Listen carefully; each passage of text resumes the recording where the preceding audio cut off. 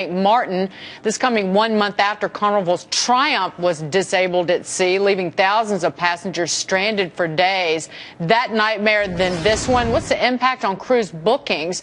Joining me now from Miami is Stewart Chiron of CruiseGuy.com. Stewart, at least Carnival has come out really quickly and said that it's flying all the passengers home from St Maarten, will give them a refund equivalent to 3 days at sea and then half price off of the next trip.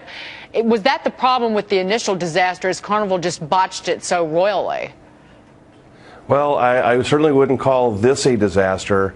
The ship experienced, they were actually testing one of their backup generators, and it became, there was an operational problem, which is why they didn't leave at 5 o'clock yesterday. And there was going to be a delay because of the timing getting back to Port Canaveral, which would have impacted the next sailing. So they did the right thing, not taking any chances. But it's important to know that the ship was under full power through the duration. There were a couple hours last night of interruptions, but everything on the ship has been working normally. So it's important for people to understand there's a huge difference between what happened on Triumph and what's going on with Dream. But is Carnival not asking for increased scrutiny, given the way it handled the 1 month ago? And it was a nightmare, if you will, for at least the passengers on the ship.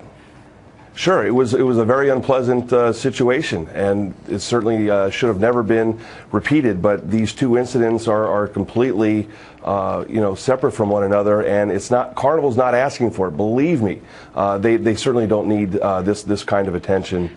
But they are doing everything humanly possible to deal with it, to make sure that everyone's happy. But again, the big example here, Deegan, is that they're not going to risk any problems with the passengers or their ships. So that's why they ended it right here in St Maarten. Overall bookings, how have they been impacted since that one ship was stranded out at sea? Because bookings did suffer after the Costa Concordia wreck, but that was again much more severe than what happened to Carnival's ship in the Gulf. The much larger impact to bookings as a result of Concordia, Deegan, was really much more to the European recession. So the Europeans weren't sourcing as much to the European-based cruise season. But this year, the wave season, the bookings, especially here in North America, are much higher. The prices in 2013 are higher than they were in 2012. And the cruise sales now versus what they were, let's say, a month or two ago, are essentially exactly the same. If there were a problem, if we're starting to see 7-day equivalent prices at $299, we know there's a problem. But right now, the starting prices on the 7-day equivalent cruises are very strong. Europe is doing well. Alaska is doing extraordinarily well. Caribbean continues to do very well, and it really shows consumer confidence in the product. Well, is it safe to say, Stewart, that people who cruise will keep cruising, and people who are opposed to it, it will be harder to get them on ships?